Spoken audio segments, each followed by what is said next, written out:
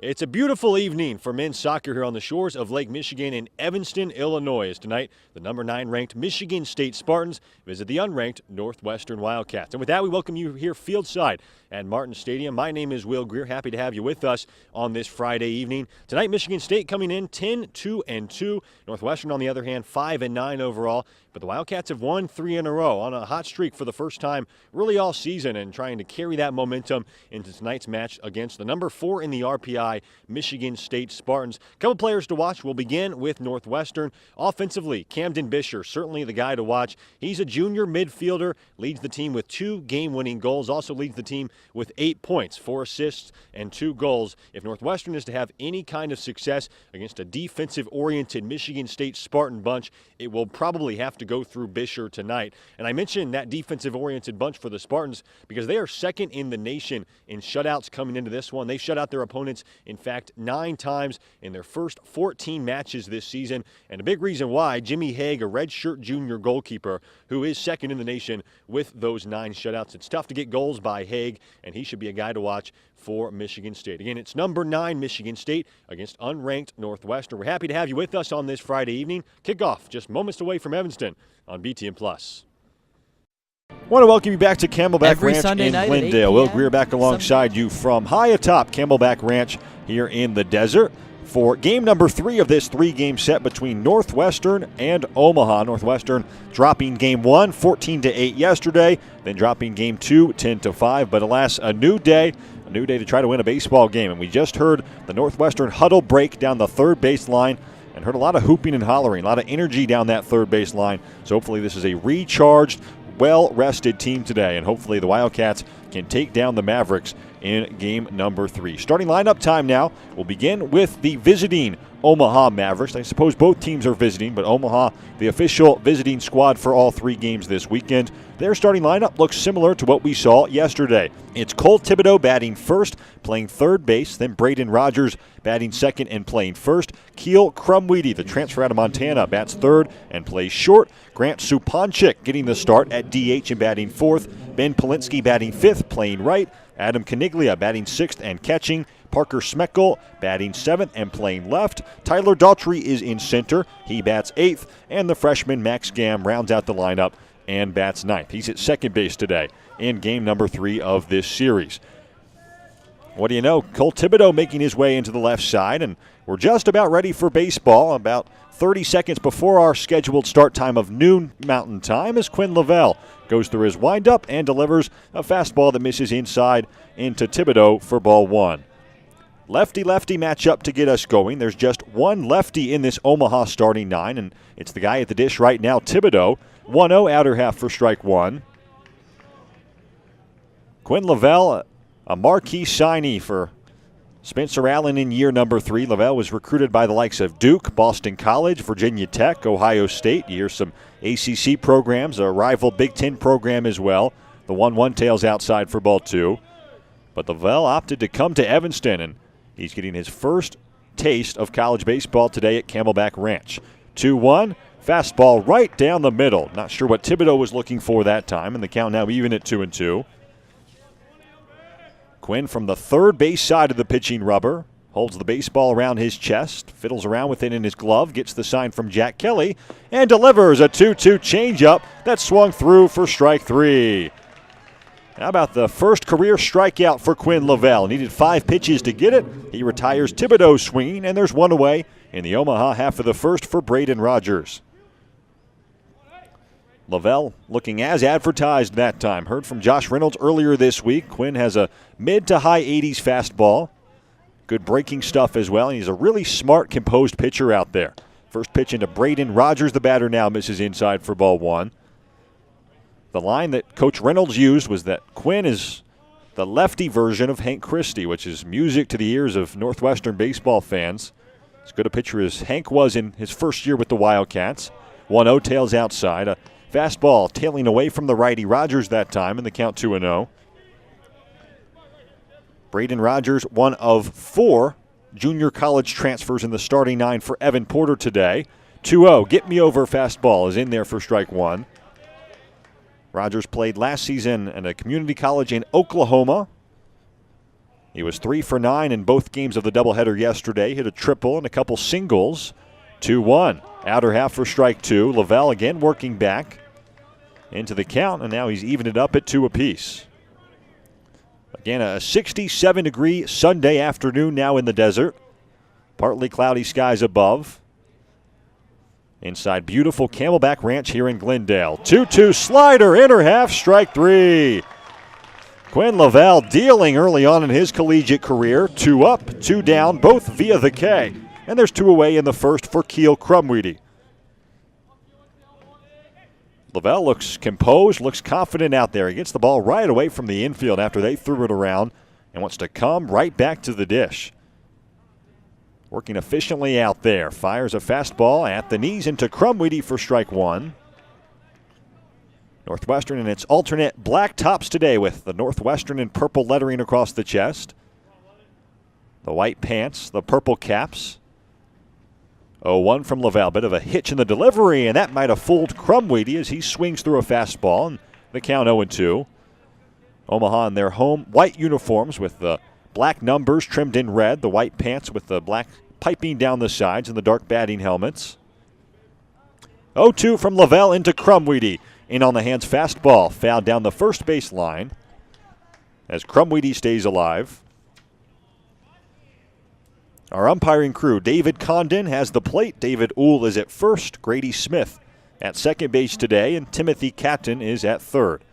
This Big Ten umpiring crew probably savoring this nice weather, as we all are, for a few more hours here in Glendale. 0-2 fisted foul, again up the first base line. The defensive alignment for Northwestern, pretty much the same as we saw in Game 2 of the doubleheader yesterday. In fact, it's absolutely the same. O'Laughlin, Dunn, and Dickey left to right across the outfield. Lind, Dunn, Arrow, Bourbon left to right across the infield. And Kelly catching Lavelle. 0-2 tails outside for ball 1. Keel Crumweedy, a redshirt sophomore, had a 3 for 11 day at the plate yesterday. Had a triple, couple RBIs. Made his Division I debut yesterday. This is already his third collegiate stop in 3 years. 1-2 sidearm delivery, and that's fouled out of play as Crumweedy stays alive. And there's a souvenir for a fan who can get to that foul ball first. Already seen a couple different arm slots from Quinn Lavelle, something we hadn't heard about before, but he's had a hitch in the delivery at times. Just kind of sunk below the hip to deliver that last fastball. Now an over-the-top pitch, a 1-2. Called third strike, doesn't come. Slider that time. Froze Crumweedy. It might have froze home plate umpire David Condon as well. Maybe it missed just upstairs, and the count even at 2-2. No score, top 1, 2 outs as Lavelle gets the sign from his co-first year Kelly and delivers a 2-2 that misses just inside. For the second straight pitch, Lavelle, as well as a couple infielders, took a few steps toward the Northwestern dugout, ready to come off the field, but the called third strike doesn't come, and now Lavelle gets the baseball back and goes through the windup. The 3-2, fastball flown foul up the right field line and into the seats. Just like yesterday, there's about 20 or 30 Northwestern and Omaha fans here dressed in their team's gear, and then probably 40 or so local people who have made the trip out to Glendale this afternoon to watch some baseball. Not a ton of fans on hand, but still a lively crowd as the 3-2 skied out of play again. Again down the right field line, and Crumweedy stays alive. We are at the spring training home of the White Sox and the Dodgers. Walking around before the broadcast today, and both the White Sox and Dodgers were getting their work in just in the fields right behind the fence here at Camelback Ranch, about 30 feet or so behind where we're playing here in Glendale today. 3-2, fastball misses high for ball 4. So a really, really nice at-bat from Keel Crumweedy, the redshirt sophomore. Playing above his ears that time perhaps, saw a lot of pitches, fouled off a lot of pitches, and he out-finesses the first-year Lavelle that time. There's a 2-out base runner for Grant Supanchik.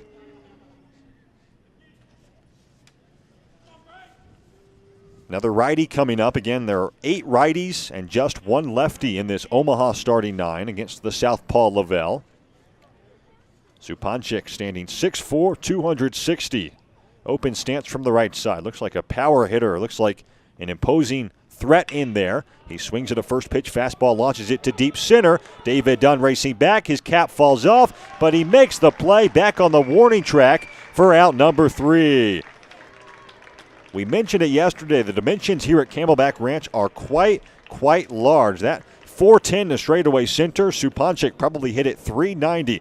But alas, it's out number 3, and Lavelle has his first clean inning in a college uniform. We'll head bottom 1 now. Northwestern coming up for the first time today. 0-0 ball game on WNUR.